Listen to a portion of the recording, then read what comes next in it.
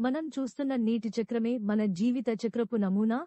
ఏ విధంగా అంటే, ఘనీభవించిన మంచు రూపంలో ఉన్న నీరు ద్రవంగా రూపాంతరం చెంది మహాసముద్రం నుండి నీరు సూర్యరశ్మి ద్వారా ఆవిరిగా మారి పైకి వెళ్లి మేఘాలుగా ఏర్పడి ఆపైన వర్షంగా మారి భూమికి దిగివచ్చే ప్రక్రియను మనందరం అధ్యయనం చేశాము.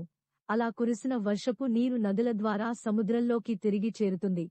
ఈ ప్రక్రియలో లోనవుతున్న అనేక మార్పులేమిటంటే, మనిషి తెలివితేటలే సూర్యతేజమై, సత్యమే మేఘమై, ప్రేమ బిందువులే వర్షపుధారలై, ఆనందమనే నదిలో ప్రవహిస్తూ, ఇవన్నీ కూడా అలా భగవంతుడనే అనంత సాగరంలో కలిసిపోతాయి.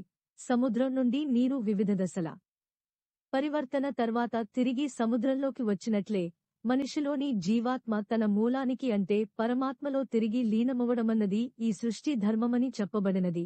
మనం ఇక్కడికి ఎందుకు వచ్చామని మనల్ని మనమే ప్రశ్నించుకోవాలి. మనం ఒక అర్థవంతమైన జీవితాన్ని గడపాలనుకుంటే